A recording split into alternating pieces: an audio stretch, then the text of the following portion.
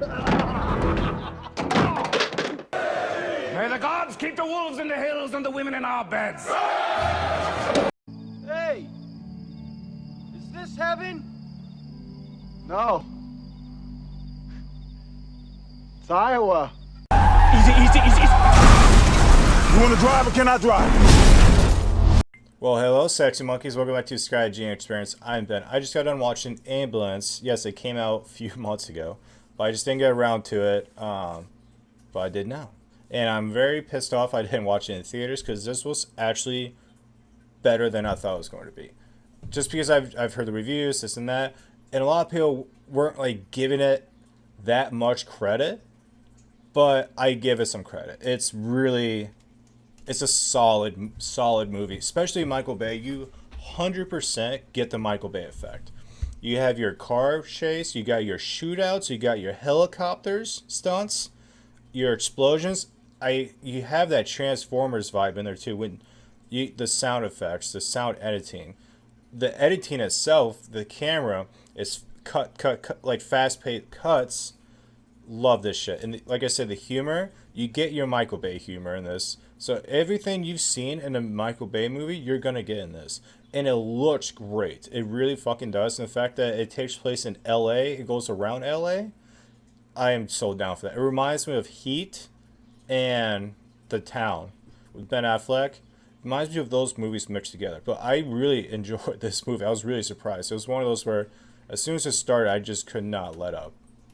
Essentially, without giving much away, you have these two brothers. One's a veteran bank robber. He robbed 37 banks, and his father was a huge bank robber, and his father killed cops. So they have that, style where they'll kill a cop if they need to kill a cop. But then there's also the other brother, ex-vet, military, and he's jobless. He needs money for his wife's surgery, so he's desperate for money. So his one brother takes advantage of that and tells him, hey, we're going to do this job. We're going to get a lot of fucking money, and then we're going to arrive at sunset. And as you know in typical movies, when it comes to robbing something, it never works out the way it works out. And throughout this whole movie, it reminds me of Speed. When they're on the bus and they're just being, they can't stop and they're just constantly going. It's one of those movies. It's a constant ride, but it does not let up. It does not let up. It's a very great, tense movie, and I fucking enjoyed this movie, and it's totally rewatchable. I can watch it again instantly. Really, it was that good of a movie. I'm not giving it like a home run, but it was a solid triple. It was, and there's a million reasons why I love this movie. Mainly because I enjoy MichaelBay. It's a great dad movie, action flick. You get little everything you want, and you got all the LAPD, SWAT. It's pretty dope.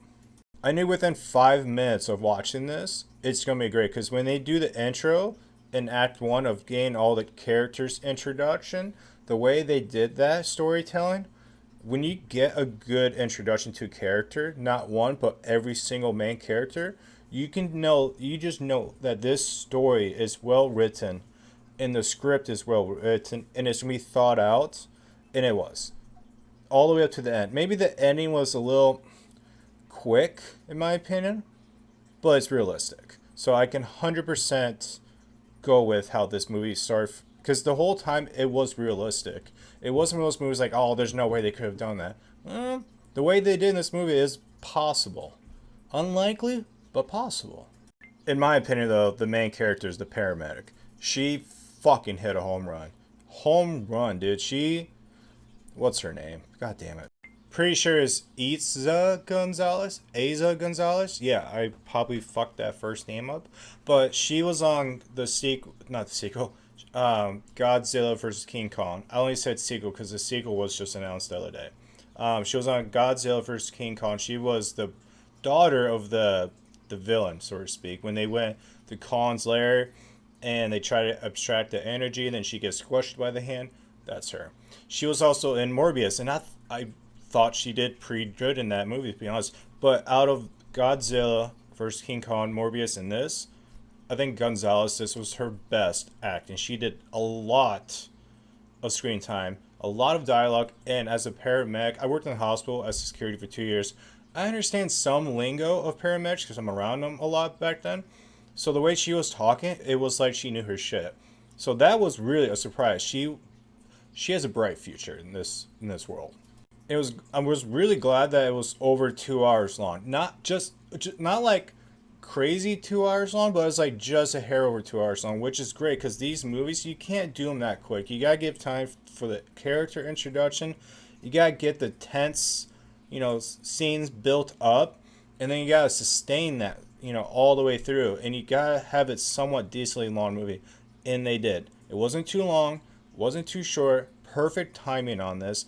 And one thing I really took away from this was MichaelBay, he's in love with drone footage. So in this, you have, I would say, 15% of the movie was drone footage. It was all these crazy different angles, dude, and I did enjoy it, but I thought you might have done it just a hair bit too much. It was a little too much drone footage. But the ones you did have, they were pretty dope. Pretty dope. If you're a MichaelBay fan, you're going to enjoy this because they do Easter eggs. They talk about his other movies, and you can also like watch this movie like, okay, that's a nod to that movie. I'll give you an example like Armageddon. Not Armageddon. Yeah, Armageddon, no.